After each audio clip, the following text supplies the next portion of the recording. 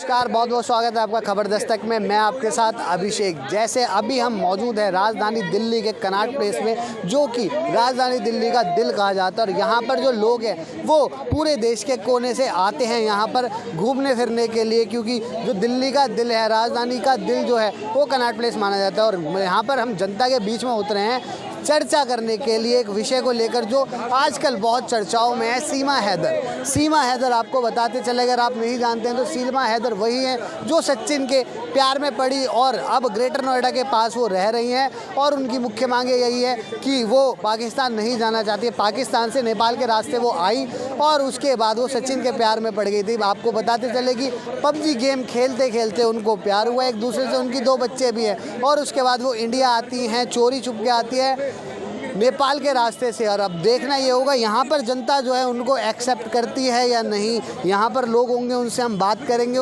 ये क्या नाम है सर आपका? राजेश। तो राजेश जी, जैसे आपको पता होगा सीमा हैदर के बारे में, जो सचिन के प्यार में पड़ी हैं, उनके बारे में क्या लगता है कि ये अमेरिका की एजेंट हैं, वह पाकिस्तान की एजेंट है, या फिर सच में ही प्यार?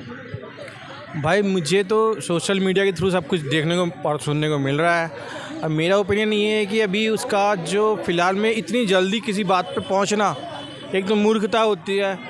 और जो है ना अभी कि हाई पे क्रिएट कर दिया जाता है सोशल मीडिया पे, जरा सी बात होती है कि क्या कोई ये है वो है। पहले आपने थोड़ा दिन, अगर वो इतना यहाँ पर ऑलरेडी आ चुकी है, अब कहीं जा तो नहीं रही है। और एक्चुअली पहले के में और अब में बहुत अंतर है। अब डिजिटल मीडिया सबके सामने है और उसको भी अगर वाकई में एजेंट होगी वो तो मतलब अब उसको ये भी पता है कि अब अगर उसने कुछ भी किया तो ये मीडिया के सामने और वो अब पूरे संसार के सामने में आ जाएगी बात। तो ऐसा कुछ अब जो सोशल मीडिया पे ना, जो अभी जो पॉजिटिव चीज़ें हैं उसी को अभी चलनी चाहिए। ये नहीं कि हम उसको अभी से एक लेबल दे दें कि यार ये ऐसे एजेंट है। इससे क्या पता चल रहा है कि जो पाकिस्तान में कितने बुरे हालात हैं कि वो एक माँ वहाँ से बच्चों को लेके भी आ रही है। तो ये चीज़ अगर बात की जाए कि वो नेपाल के रास्ते घुसी है, ऐसे तो सुरक्षा एजेंसियों को बहुत ज़्यादा सतर्क होना चाहिए, क्योंकि सुरक्षा का ही मुद्दा से सामने आता है, क्योंकि वो चोरी छुप के आएंगे। ये एक फ्लॉ है जो कि हमें पता नहीं था। चलो इस बहाने एक अब सिक्योरिटी एजेंसी को भी ये बात पता चल गई है कि हमें इसके बारे में भी सोचना चाहिए। इससे तो ये एक अच्छी बात हो गई है। उसने बता भी दिया कि ऐसे भी हो सकता है और हो भी रहा था, पहले क्यों नहीं हो रहा था।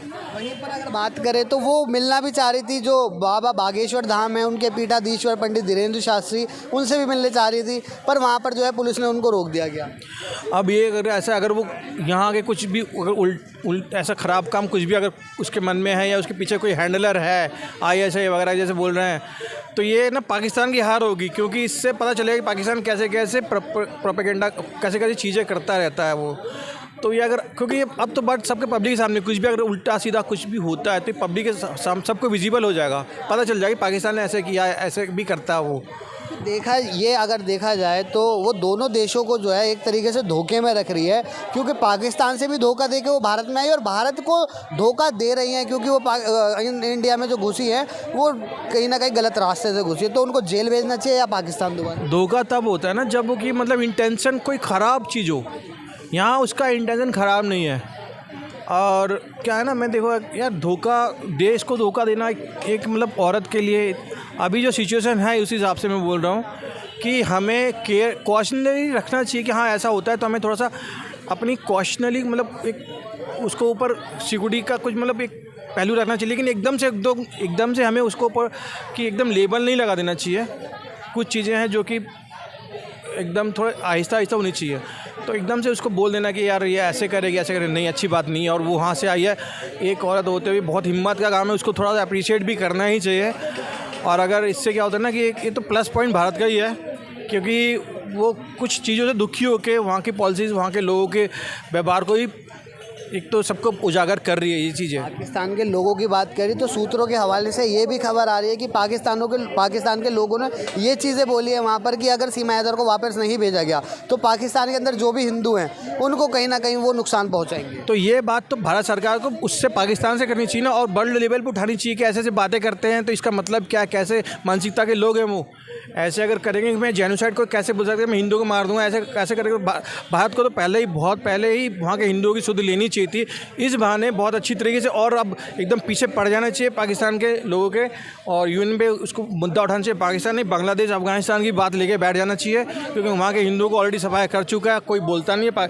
भारत की सरकार पता नहीं कैसी है, ये लोग, इन्होंने कभी इन भारत का ही वहाँ के तो छोड़ो, कश्मीर के ही हिंदुओं को नहीं सुनती है, अब वहाँ के कौन बोल दे पाकिस्तान, बांग्लादेश और अफगानिस्तान के लिए। आपको क्या लगता है सीमा हैदर सही है अपनी जगह? अभी तो देखो, जो अभी सही है तो सही है, लेकिन हमें कॉशनरी रखना चाहिए। ये नहीं कि हमें एकदम ये सिक्योरिटी के पहलू को नज़रअंदाज कर दें क्योंकि दूसरे देश से, दुश्मन देश से, तो हमें उसके बारे में एक कॉशनरी रख, लेकिन एकदम से उसको एक गलत बोलना बहुत बुरी बात है। बहुत बहुत शुक्रिया हमसे बात करने के लिए। और कुछ लोग होंगे